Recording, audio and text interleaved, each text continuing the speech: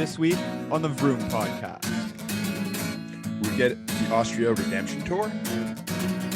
FIA acting like Oprah. You get a penalty, you get a penalty, you get a penalty. Perez and Leclerc just go to the beach. And Williams misses the point. Hello, ladies and gentlemen, and welcome to episode 12 of the VROOM podcast. Apologies for no episode last week, so I guess this is kind of episode 11.5. There were technical difficulties, and unfortunately, the recording for the episode was lost. Let's just call it episode 11 was the best episode we've ever recorded. It's going to go down as an urban legend. It exists somewhere on a hard drive. Where is episode 11? But yeah, just, I guess, a quick two-phrase summaries. We talked about the Styrian Grand Prix that was last week or 2 weeks ago, however you want to see it, where Max Verstappen won, and that was about it. And I guess we talked quickly about the track itself, so I guess we can kind of do a quick resume before we move on. The main things we wanted to talk about the track was that it's one of the shortest lap of the whole season. It's something like 1 minute and a couple seconds to do the whole lap, so makes for a very interesting kind of track where you see the same kind of turns arrive very quickly. Yeah, and it's also, this is the second iteration of that track, so it started off as a very long, hard to pronounce Austrian word ring. Yeah. I'm not even gonna try to say it again. And then it sort of went into disrepair, wasn't used too much, and Red Bull actually bought the track and they use it as sort of a playground for their drift cars and all that type of stuff. So it's quite cool to see an old track get brought back, and you can still see, if you go to a map of it, and I'll put a picture up, you can still see where like the old ring used to be and how far out it went. Like it really used like old country roads. And it's probably one of the most scenic tracks as well, where it's right in the middle of the like Austrian mountains. It's spectacular, and it's kind of a nice little flex from Red Bull to have actually their own track with their own name and winning twice during a season. Not bad. Yeah. And like yeah, go for it. Sorry. Just like the views and just hearing like the footage of, they show all the mountains and then you just hear the roar of the F1 cars. It's so beautiful. My other thing I really like about this track is that TV directors don't hesitate to just leave like the camera on for a full lap because it's so short.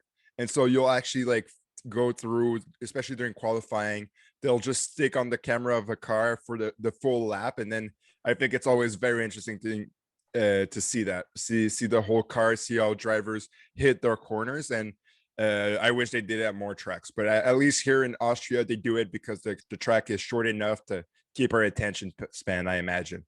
Yeah, and I mean, you got to see it this race with the amazing George Russell, Fernando Alonso battle. Like, yeah, there was stuff going on at the front of the pack, but like for one of the rare times in Formula One, they focused right in on like the true midfield battling for that last point. I thought it was beautiful to watch. Yeah. Before we move on to free practice, next week there's going to be no race week. So I guess we'll talk about it a bit more at the end, but don't expect a race recap. Maybe we'll have a special subject. We'll have to keep you updated. But for now, let's move to free practice, where we had a newcomer, somebody new to the grid who got the chance to try out a car. Yeah, so Guan Yu Zhou is a Alpine young driver. He's in their young driver program. An amazing driver out of China. He's currently top of the F2 championship this season. So the odds of him basically getting forced into a Formula One seat next year are pretty likely because they're low. There's no spots. Well, the F2 champion can't race in F2 again. What? I didn't know that. Oh. Yeah, so if you win Formula 2, they don't let you back in. So you can't funny. You can't have two Formula 2 champions in a year. Oh, I didn't know that. Okay. Yeah. Huh. So there is like potential for him to maybe come back in. or like he'll probably come in as the like Alpine, test Yeah, driver, reserve driver, just in a yeah, more yeah. permanent role.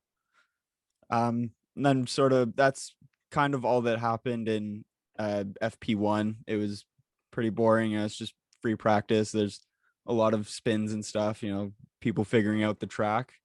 FP2 I thought was a little bit more of a shit show. They showed one shot on I watched the highlight reels for it because sitting and watching free practice is kind of boring. Yeah. Um, but they had like pretty much every car was stopped in the turn like 9-10 complex waiting to try and queue up. And it's like, God, just if you just keep going, that's not going to be a problem.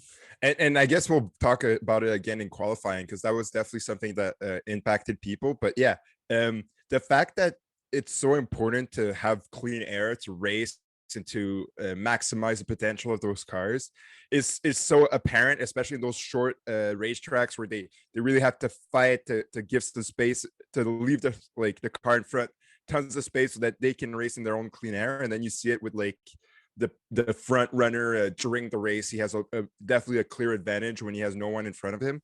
And hopefully this is something that 2022 regulations are gonna fix. But yeah, that pile up at number 9-10 is always very funny to see, because it's crazy. They're like parked, and it's like people are coming in at 250 kilometers, and then they just have to like stop and crawl to keep going.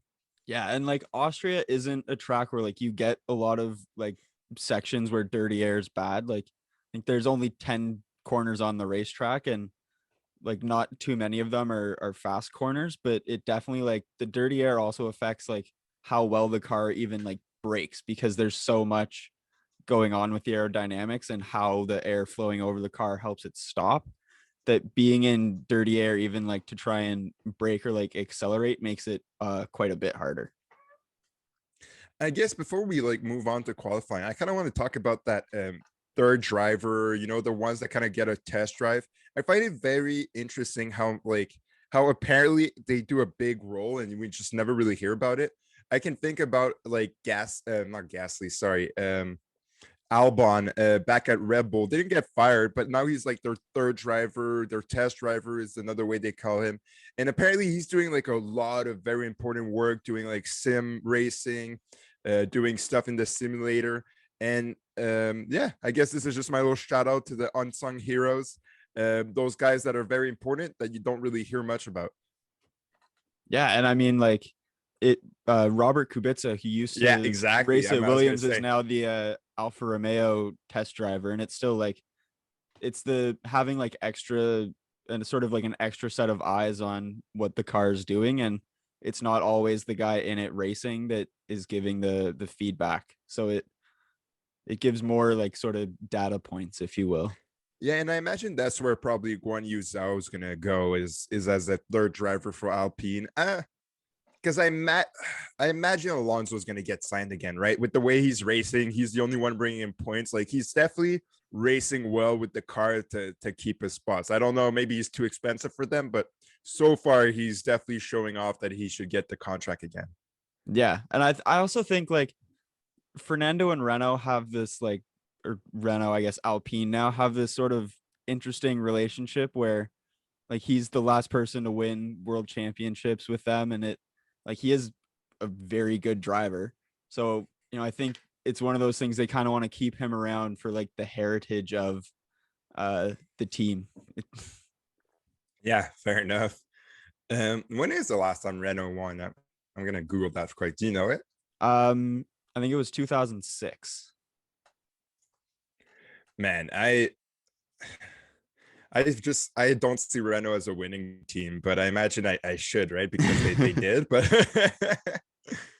They've been sort of back markers since like 2006, and they also like the Renault factory team has a weird relationship with F1, kind of like Honda, where the Renault factory team has been in and out, but Renault engines have always been in Formula One. yeah. Before like yeah, I have the answers here. They won the driver and constructor championship in 2005 and 2006. So good on them. They definitely had some success in the early 2000s or Yeah. mid 2000, I guess. Yeah, and then they were engine suppliers for Lotus in 2011, and then yeah, they had the team for now on. All right. It's crazy to me that Cyril isn't there anymore. Like, especially with me listening to Drive to Survive and everything, he was like the face of Renault for me. Yeah. It I guess that was the whole point, right? Of firing him, because it's not Renault, it's Alpine. Like, it definitely does make for a break and a switch, and not just a name change. yeah, definitely. So they definitely changed up a lot of their like staffing, and I think how the team is sort of operated, they changed up quite a bit. So moving on to qualifying, I think I want to start off with the Vettel grid penalty, because I don't really like, he kind of had his hands tied in that situation. Like, Yeah. yeah, Alonso's coming up behind him, but he's also like going through the corner, and like that turn 10 is, there's not really multiple lines through that corner you can take, especially to try and get a good launch out onto the straightaway. So if he was trying to go for a flying lap, like, I don't know. I think that was the first sort of weird penalty of the weekend. Yeah, it was kind of a start, and I think it's a perfect transition to what I wanted to talk about. Like, we were talking about that parking lot, and that's exactly what happened to Vettel here. He kind of got stuck with cars kind of lining up to get going, and he was the last one in the line. And so he was the first one to interfere with the lap time. Who was it? Was it Alonso? Alonso, yeah. Yeah. So he was the first one to interfere with Alonso's lap time and got penalized. But you look at the brief from FIA, it's very strange, because they say, well, Vettel was the one penalized, but he had other cars in front of him that slowed him down. But because there's so many cars, like, we're not going to penalize all of them. So we're only going to penalize Vettel. And you're like, how is that a sound logic? But I guess if everybody does it, nobody's wrong, right? Yeah, and it's one of those like the sort of unspoken rule for the drivers of qualifying is like, you don't jump the queue and, get in, like, give somebody massive dirty air and you can get a load of clean air. So I think he kind of felt like, well, I wasn't gonna jump ahead of these guys and like get in front of them and potentially mess up my lap because I wanted to go faster and get stuck right behind somebody. So like it's a very tricky situation. And I think, Yeah, because I don't know if there would have been like a solution, right? Because yeah, Vettel, like, he needs to get out of Alonso's way, but there wasn't really that room because there was a car right in front.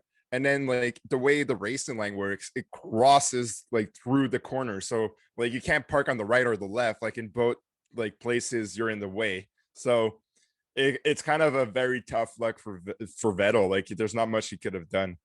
yeah, it's just one of those unfortunate sort of racing situations. Yeah, and it's definitely unfortunate because Alonso had like good pace, and I was watching it live. I was looking at the qualifying, and he looked really strong. He had a very good lap, and he definitely would have made it probably like to Q3, like he's been doing the last couple of races. And then he got his lap absolutely deleted because of Vettel's. So uh, the stewards had to do something about it, right? Like, I agree that they had to act, because there was definitely some like impediment on Alonso's lap. But the fact that Vettel was the only one penalized while he wasn't the only one doing something wrong does kind of like, messes with me, but yeah, just kind of goes on the wrong way for me, like, I kind of don't agree with that. Yeah, that's how I feel too. Like it, and if you really want to like have like deal with the sort of issue of like cars holding people up and stuff, just go for one shot lap qualifying. Yeah, One like, car on the track at a time, and let them have a perfectly clean air fast lap. They get an out lap, a fast lap, and an in lap, and you can let the next car go on the guy's in lap. I think that's very interesting, and I want to talk about that because I was about to bring the point that if you look at the qualifying like session, it's always the same thing. They go out the first 2 minutes, couple of laps, and then they go back into the garage, recharge their batteries, maybe change their tires, and then go back out for another try when there's like 30 seconds left. And there's all that free like space when there would be clean air, like, I'm sure you agree with me, around that 5 minute marks, right? Like, qualifying lasts what, 15 minutes. Everybody goes out, then there's like a 5 minute between the like between 8 minutes and 3 minutes where there's no one on track. Why not race there, right? Why not race there, get your clean air, get your good laps? And the answer, right, is about track temperature and laying down rubber, and then you get an advantage throughout the session. I'm with you. I think there's got to be more effective ways around like guys always getting held up and stuff. But one driver that didn't get held up is George Russell. George Russell Finally makes it to Q3. Let's go. He had a hell of a lap. Man, the fact that he does what he does with that car is very impressive.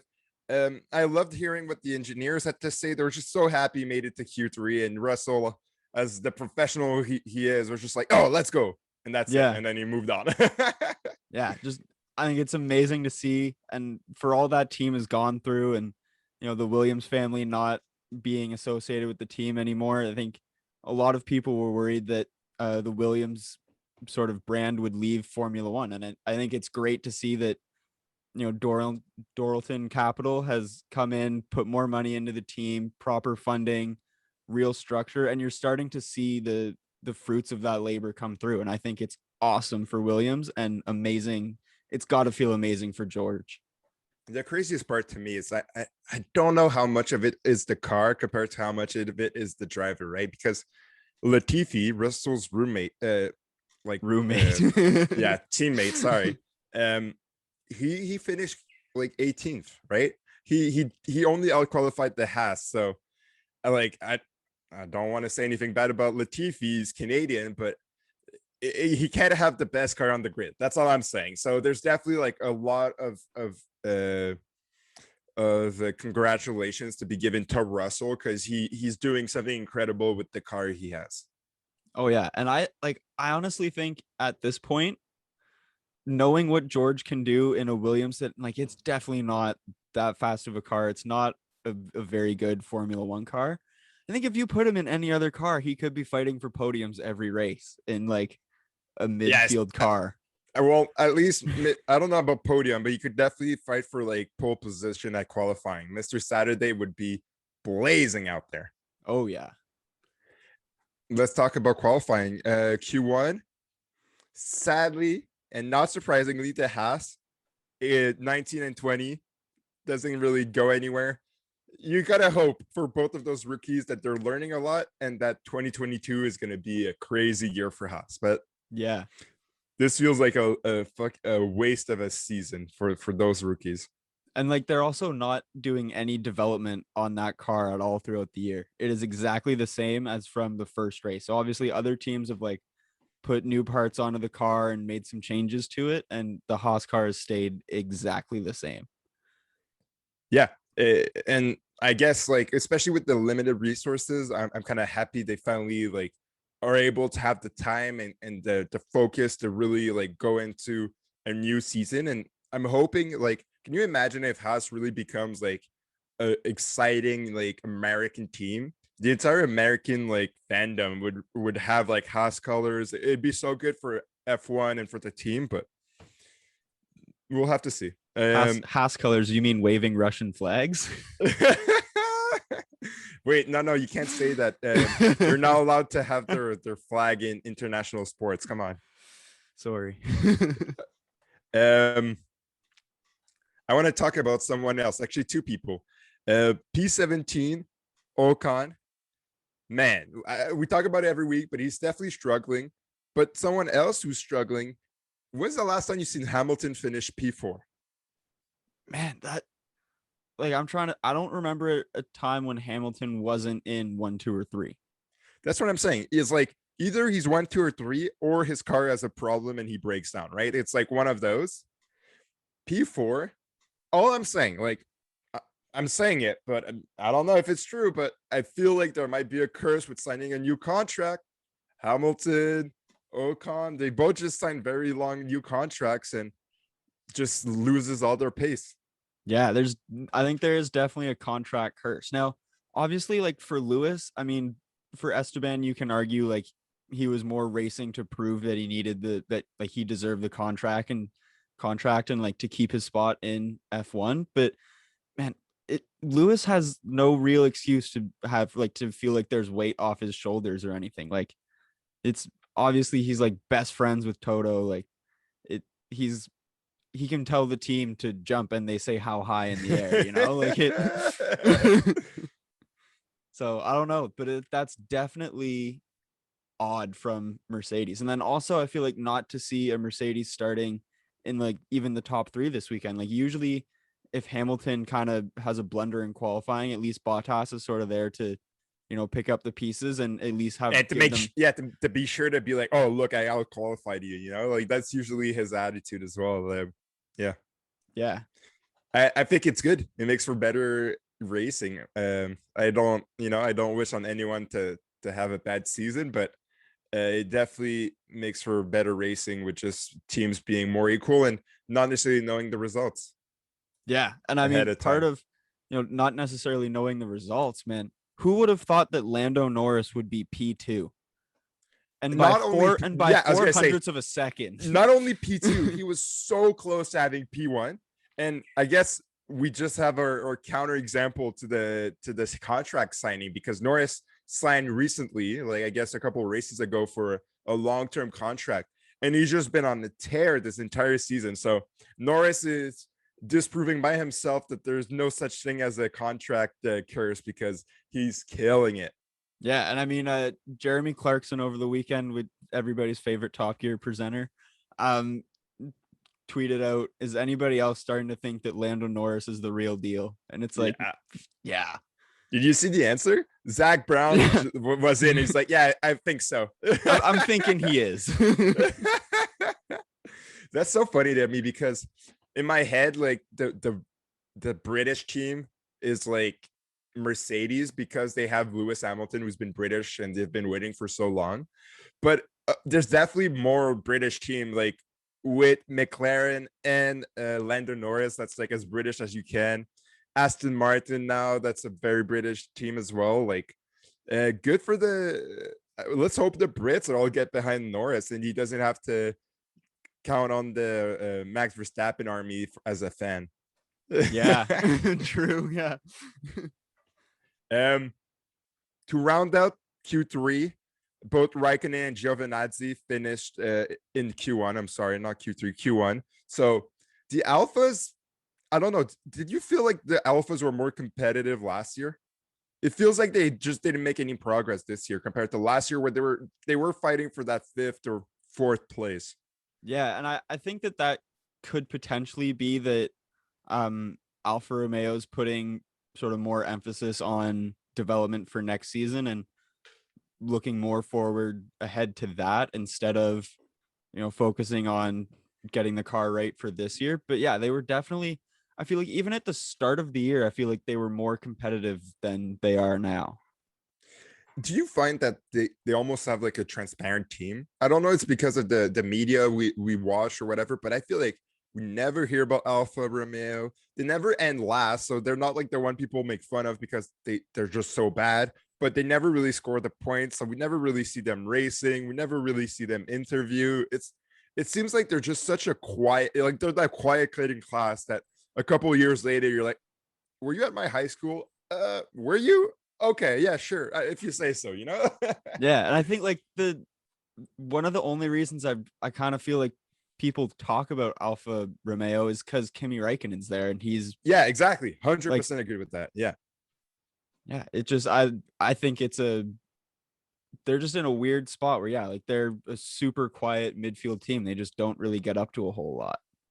Yeah, and then I remember at the start of the season, people were getting pretty excited with Giovinazzi. He has the long hair, Italian Jesus. When he out qualifies Raikkonen and outscores him, it's pretty exciting for Giovinazzi. I'm hoping he can keep his spot. I don't know.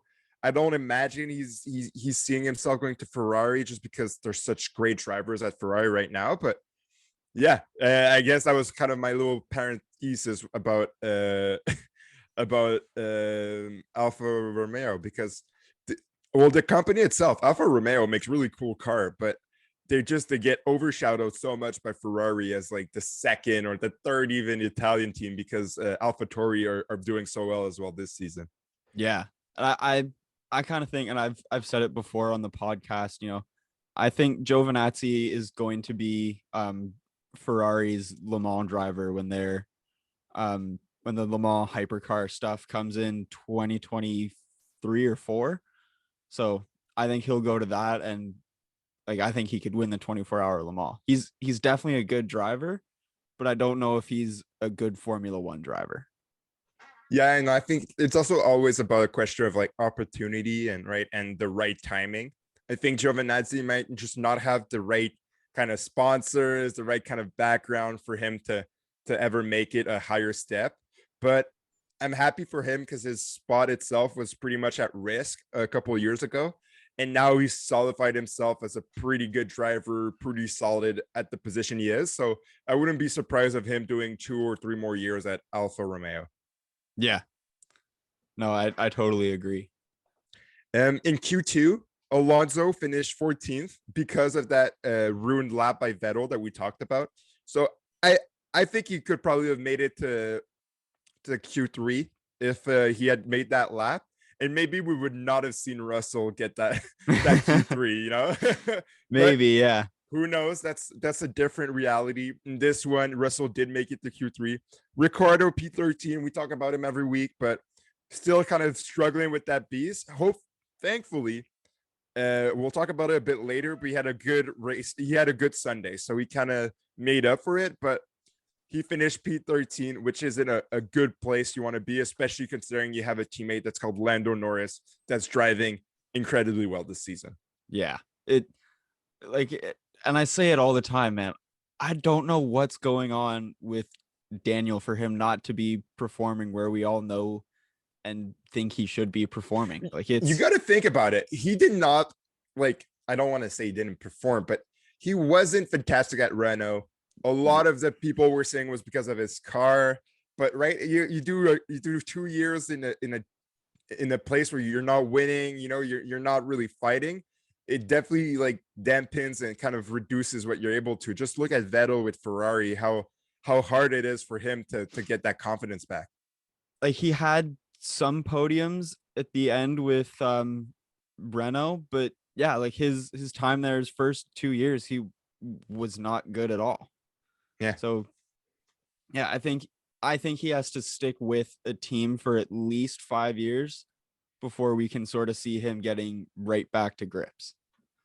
I mean, man, 5 years, especially in F1, it's just so it's a rare long to see time. those type It's of contract. Yeah, it doesn't happen. Nobody has the patience for that, but you can only hope and wish it for him. He's one of the oldest drivers now on the grid, so that's another thing as well that kind of probably weighs on his mind, is that he has a limited numbers of racing years left. Mm-hmm. And I think I don't think you'll see Daniel Ricciardo kind of do like Lewis Hamilton. Like Lewis is one of the older drivers on the grid as well, and Lewis is still obviously also he's one of the oldest, one of the fastest drivers on the grid. So Vettel's pretty old. Yeah, Vettel's pretty old. I mean, nobody's beating the grandpa of Kimi for the old prize. Yeah. Well, Kimi is a boss, is like an owner at Alpha, so he's racing as long as he wants. Yeah, Formula One is a hobby for Kimi. All right. Another kind of pair that you don't expect, but so far in the last couple of weekends, it's worked out really well for them. The Ferraris P11, P12, not making it to Q3. It gives them the advantage of choosing their tires, and they've had surprisingly really good strategy with that in the last couple of weekends. Yeah, and I wouldn't be surprised if the Italians are pulling some funny stuff behind the scenes. You think it's planned? And you think they're telling the drivers just stay out of Q3. No, we get to pick the tires we race on, and we can do better. Oof. Oh, I kind of agree, especially with the races. It's been 2 races now in a row where it works out really well for them. If that starts to be their strategy, that's very funny, very strange, but pretty funny. Yeah, well, you don't score any points in qualifying, so why not get to choose what tires you start on? Yeah, but it's not good for the fantasy leagues. Come on. This is true. Good thing I do not have Ferrari in my fantasy team, so we're good. I almost caught up to your mom, right? By the way, on the Oh, fantasy league. really? I think she has like 10 points ahead of me. It really frustrates me. I have the better team, so I'm about. No, I'm gonna pass her next weekend. We'll see about that. Mom's got a good team. Yeah. All right, Q1. Both of our Aston Martins made it there. Very happy about that. The AlphaTauri, yet again, they really Honda really made a great power unit this year. Like and you can see it. Gasly, Tsunoda, P6, P7.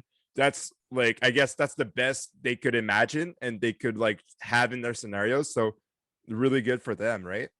Yeah, it's amazing results for AlphaTauri, and I'd like coming into the season, I wouldn't have picked them to be a solid midfield fight team. Like it's Man, AlphaTauri as being the best Italian team on the grid.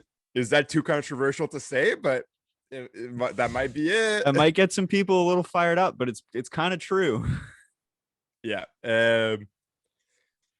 Okay, and then yeah, we were talking about it, but both Mercedes not even finishing in the top 3. So Bottas P5, Hamilton P4.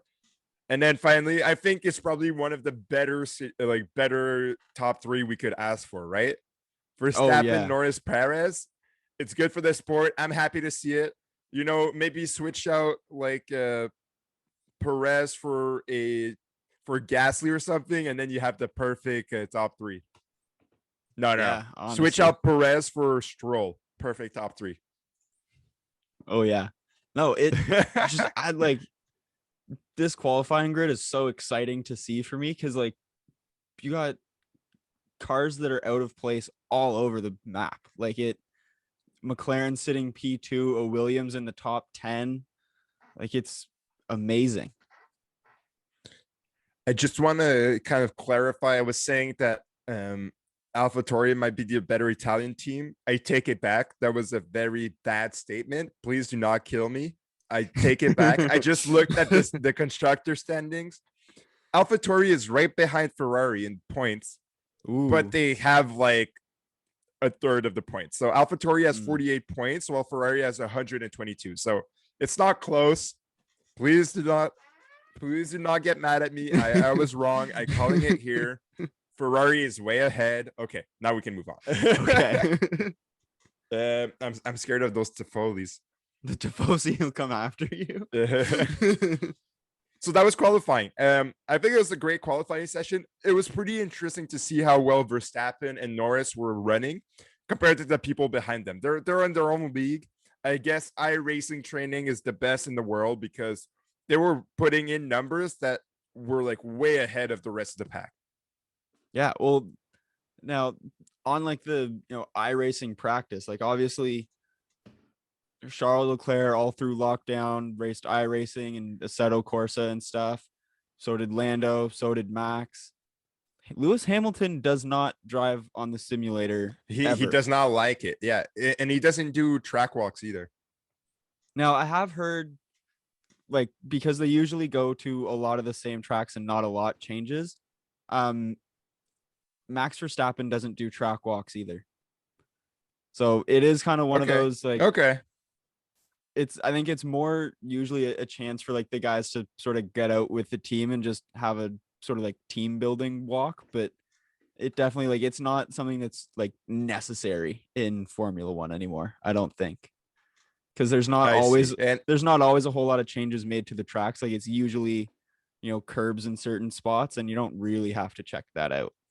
Especially now with the technology of having like the simulators, but you can have just like videos of like the whole lap, and I'm sure they watch those and they just get to know it so well that you don't need to walk it as well. But it's definitely still something that drivers do. Like I know I saw pictures of both of the AlphaTauri drivers of like walking it the whole thing and checking it out. So I imagine some people want to get to know it a bit better, but yeah. Yeah, and like walking it must take a while, right? It must be a long thing. A while. I feel like I'd probably do it like on a bike or maybe like skateboarding it, skateboard. You would know every hole. If you had a skateboard, you would know every single hole.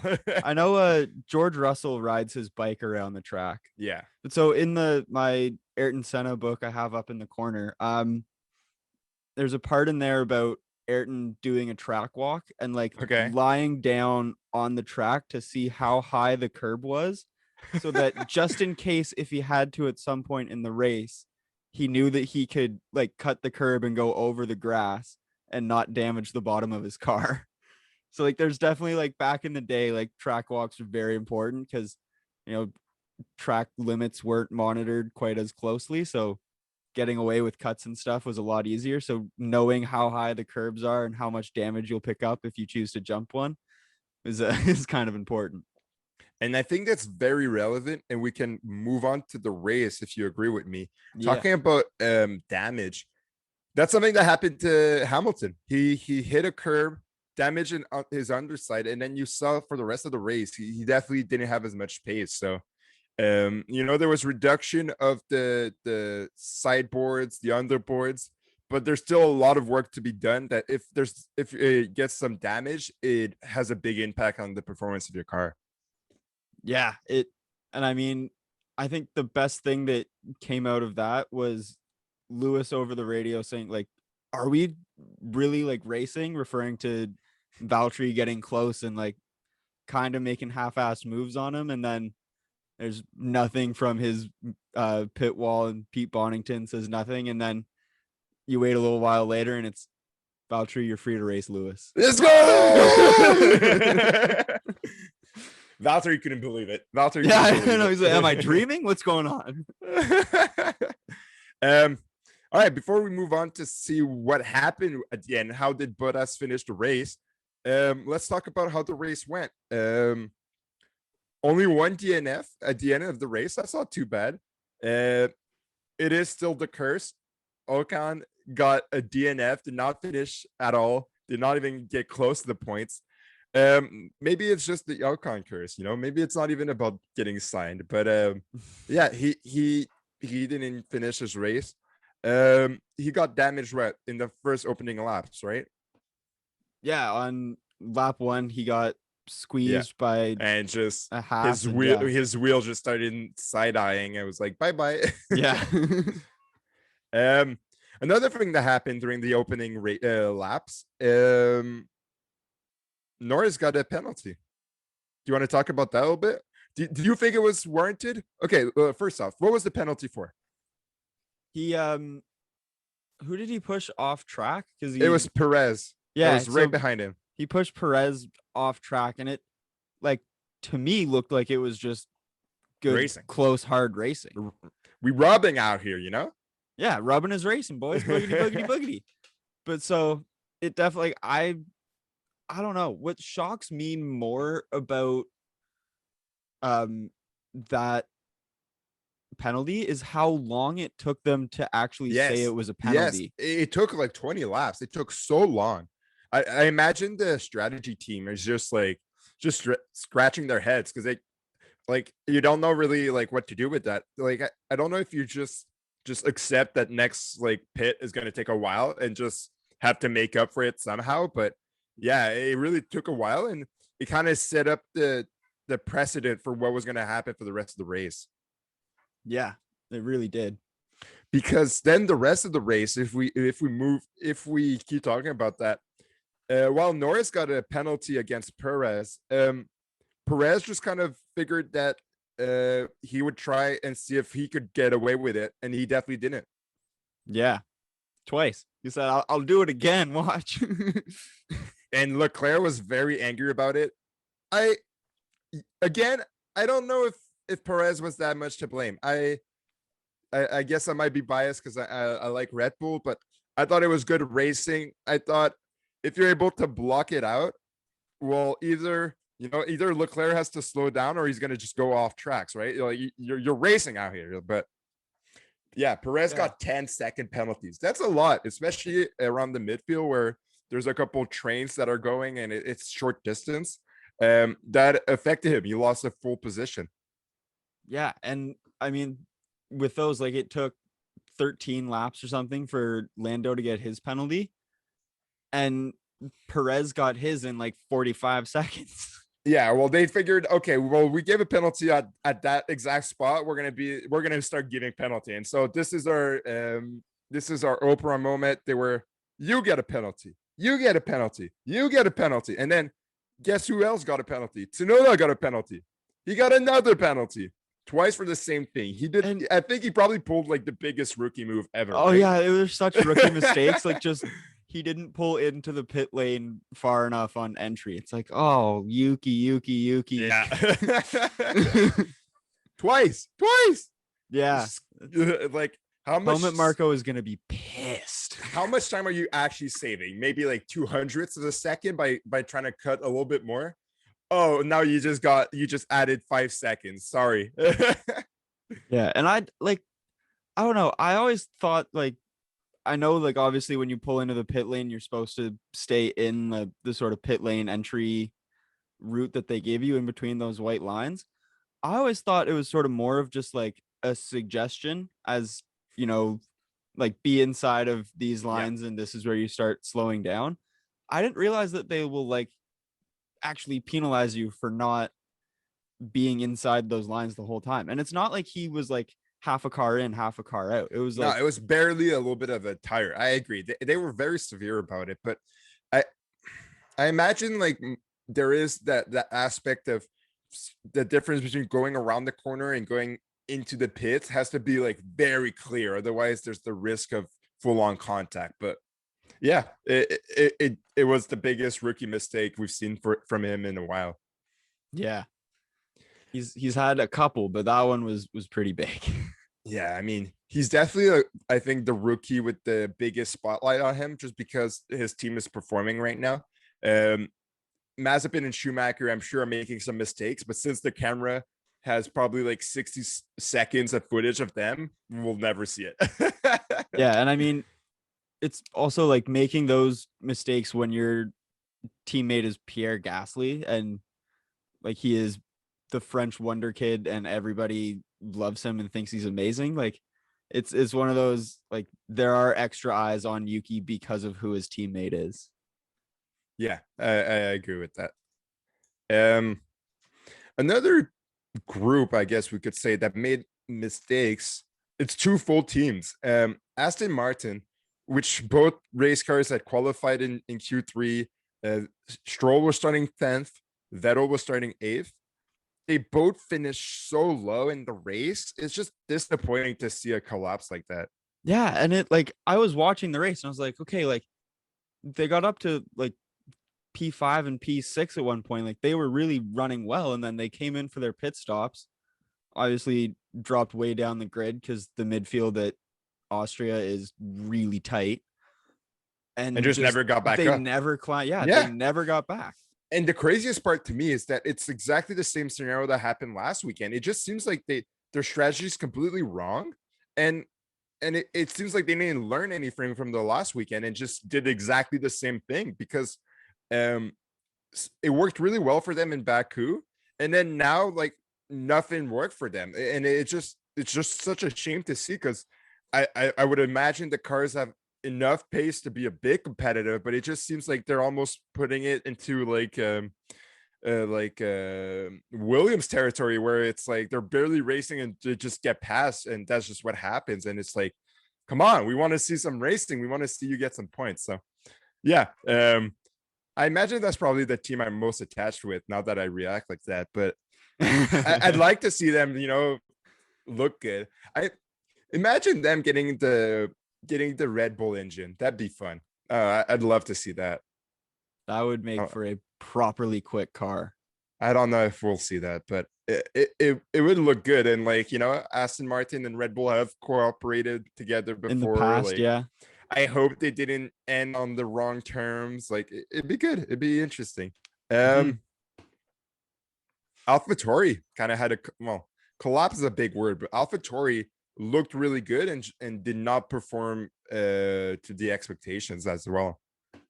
Yeah, and I mean, you have your man Pierre Gasly, like, at least in the points, so that's good. But definitely, I think those penalties really hurt Tsunoda's race. Right, but think about it. Gasly started 6th, and then Tsunoda started 7th, right? So you have your hopefully you have your teammate that kind of gives that support role that we talk about so much with Perez. So Gasly kind of has his back. Like if you look at it at the way the way the grid started, sorry about looking for my words, but the way the grid started, you can think that the top 5 is just going to kind of run away with it, and Gasly only has to stay in front and has no one, like, no one in front of him to slow him down or give him dirty air. Like Gasly should have been the best of the rest, easy peasy, and that's just not what happened. Yeah, and it's not a bad result for them, but there was definitely way more on the table for AlphaTauri. Yeah, and it's the same thing that we just talked about with the rookie and with Tsunoda, but we are now kind of expecting more from AlphaTauri because they've been qualifying very well and because they have a very good engine this year. And they have a race win now, so it's one of those. Obviously, it was a fluky race win last season, but a race win nonetheless. So I don't know. I think definitely that team can do a whole lot more. Teams that did perform well, though, let's talk about McLaren. They look like they want to just take that 3rd place and run away with it, right? It's not in the bag yet, but Norris is driving incredibly well. Started P2, finished P3. Really good racing on his part. Ricciardo, who started very low, got up the midfield, won his battles, finished P7. Very good for him. That's all you can really expect from where he started. Like, that's a really good Sunday for him. Yeah, it was an amazing race for Daniel Ricciardo. The big question now is where's the qualifying pace? And I think also he had, so he's had good weekends and then gone and had a bad weekend and good and bad, and he's been sort of flip-flopping back and forth. So I think it'll be interesting to see what happens at Silverstone and if he does better. Yeah, I agree. And I don't know if I have anything else to say about McLaren. Like, I think if Ricardo's able to start qualifying a bit higher, like, I think the points might start raining in, like, might start coming in where Ferrari loses pretty significantly to McLaren. We'll have to see what happens. Ferrari, we're talking about them. They had a great race, right? They had a Sunday that just showed something they weren't able to show at all last year. For the whole year, they had so much difficulty, made so much mistakes with their strategy. And now they just won with great strategy this weekend. Yeah, I was definitely paying far more attention to what was going on with George and Daniel Ricciardo throughout the race. So I didn't watch too much of the Ferraris, but yeah, like a great weekend for them. And it's very strange to me because they don't qualify great. I don't feel like they have those incredible starts where they get 4th position and then you kind of understand why they are where they are. But then after a couple pit stops, all of a sudden they look in a position where you're like, oh, okay, well, like, after the pit stop is going to readjust itself. And then, oh, well, there's 5 laps left and they're still in the position where they are. And you're like, I don't know where they passed someone, but good for them. Like they performed and it looked really good. Sainz, that got pushed by Perez twice, definitely hurt him because I think Sainz could have passed and Leclerc got pushed by Perez a couple times. I think that damaged his pace a lot, probably damaged or slowed down his car because he had debris on his tires and stuff, because he was not able to pass Perez after Perez blocked him twice, sent him to the gravel. At the end of the day, Leclerc got passed by his teammate Sainz and by Ricciardo. Yeah, and I mean, I also think and you see it with the sort of the reason why Perez got the penalties is because Charles Leclerc is not going to give up on any battle at any time. I think he's one of those drivers. He's like, no, when I'm coming past you, you make space for me because I ain't making it. Yeah. So then they definitely have 2 drivers who are willing to go rounds with anybody they're trying to pass. Like they're 2 guys that don't give up easy. So I think they've they sort of realized like, okay, we don't have like a super competitive car, so let's get some really competitive drivers and have these guys like really fight it out for position every time. But it I just want to highlight like the strategy here, and you're right with their drivers. They have incredible drivers, and I think it's one of the great things that they have the control of their team, and their drivers believe in the team direction, because they made Leclerc like give is might not be the right word, but they told Leclerc to let Sainz pass by quickly because Sainz was doing quick laps, and Leclerc did, and because of that, Sainz went on and gained like 2 positions and scored the really important points that Ferraris need. And I think that was really great to see from Ferrari, that they didn't waste the time of, oh, let's figure out who whatever race, and that's the final position. They're like, no, okay, Sainz has the position, Sainz has the speed, the lap times to Leclerc, let him pass. Sainz that can then go challenge Ricardo, and then with the 10-second penalty that Perez has, he can get even more spots. And Sainz passed Ricardo maybe two laps before the end, and as soon as he got past Ricardo, he put in incredibly fast times that made him go into the 10-second range so that he could gain that extra position. So it was a great drive by Sainz. Yeah, and I mean, like you talk about that strategy and how that team works really well, and they sort of nailed everything this weekend. Mercedes, I think, had a huge strategic blunder with not letting Valtteri through faster, and ended up giving P3 to Lando Norris. I kind of feel like. I agree. Like, I think maybe Hamilton wasn't clear enough that he was like, his car was damaged to a point where he couldn't race, because that's kind of what it looked like, was that he wasn't able to be competitive, and it took a while for the team and for his teammate to adjust and be like, okay, we got to switch strategy in a way that we can score as many points as we can. Because once Bottas did get past Hamilton, he was able to get past Norris pretty quickly. Yeah, Norris was coming up behind them. No, now you I don't know. I said that and I agree. I'm not sure. I think it was a Verstappen, Hamilton, Bottas, and then Norris was like catching, and then they let Bottas and Lewis switch. Yes, but that's exactly what it is. I think a couple laps. Yeah. I think a couple. And then laps Norris later was able to pass Hamilton because Hamilton was damaged. Yeah, okay, you're right. That's the way the race went. Yeah, Verstappen was never at a real risk, right? No, at the end he of the never day, had a risk of getting passed. He was gone. He wanted that second easy win. He looks scary this season. He's so focused. He's out to kill. He's out for that championship. Yeah. Man, I think since the win at Monaco, that like changed him on the inside. Yeah. I agree. Yeah. He's realizing now, I have a good race. I don't have to be flashy. I don't have to be the wonder kid. I have to play tire management 101. And then if I'm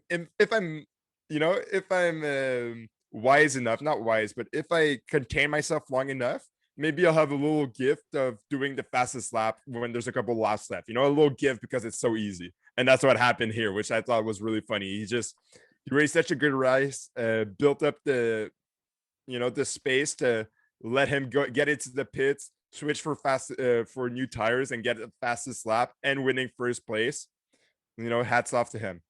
And I also like, over the team radio, he's like, oh, like, so I can like push for a fastest lap, and they go, yeah, but don't totally abuse the tires. Like, he's got brand new tires on with like 5 laps left. He can abuse them all he wants.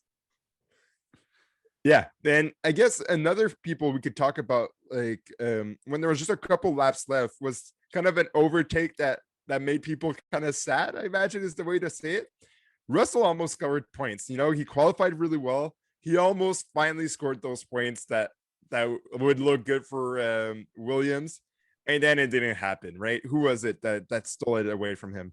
Fernando Alonso. And I don't think there's ever been a driver like upset to pass somebody. But Fernando is like, man, when I saw it was George that I passed and I knew it was for points, I felt so bad. Like, he came out like at the end, he's like, man, I wish it was anybody but George. Like, yeah. Just the way, like, you can tell, like, the whole F1 paddock just wants Williams to do well and perform. That they're like, when something like that happens, it's like, oh man, Do I have to? Man, the funny thing for me is like I can just imagine that in 5 years it's been 3 years of absolute Mercedes domination with Russell, and no one ever is gonna feel bad for him again. But Yeah. for now, I agree. Talking about Mercedes, we had this in the notes, and I kind of want to talk about it before we move on. When Norris did pass Hamilton, I thought it was pretty cheeky of Hamilton to go on the radio. He knows everybody's listening to what he says, and he went, "Oh, what a great driver that Norris is," and Yeah. that's some pretty high praise coming from 7-time world champion Sir Lewis Hamilton. Yes.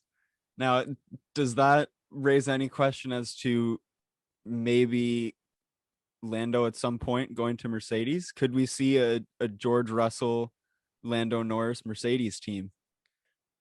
No, I don't see it. I think No? McLaren is competitive. Norris just signed that long-term contract.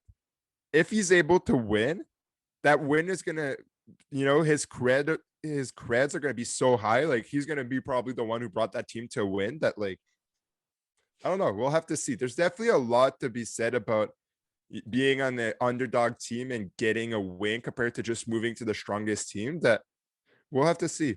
In 3 years, a lot of things could have changed. Nobody knows how 2022 is gonna go. And I mean, like, Zach Brown is also like Lando's adopted father. Like he Yeah, loves pretty that. much. He loves that guy like a son. Like their relationship is pretty cute to see. They like love each other. So Yeah.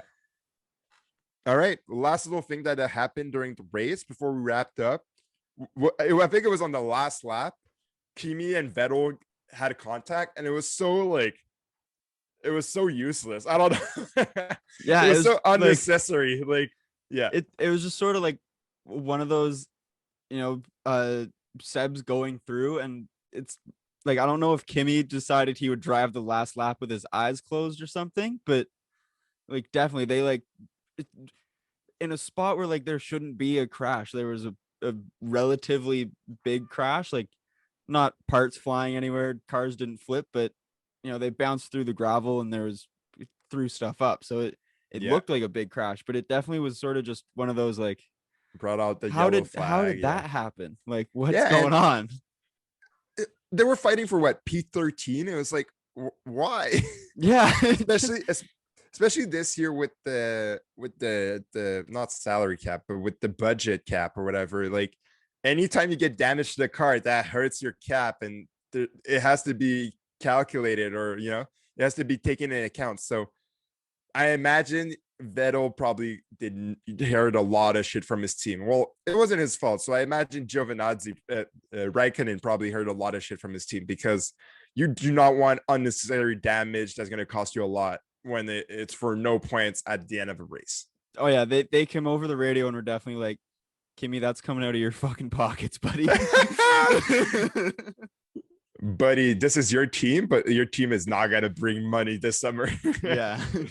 So yeah, I don't know. It was kind of like hard racing for no real reason, because like as we said, they were fighting for like 15 16th position. Like there's no reason to be crashing cars out on the last lap for a non-points position, in my opinion.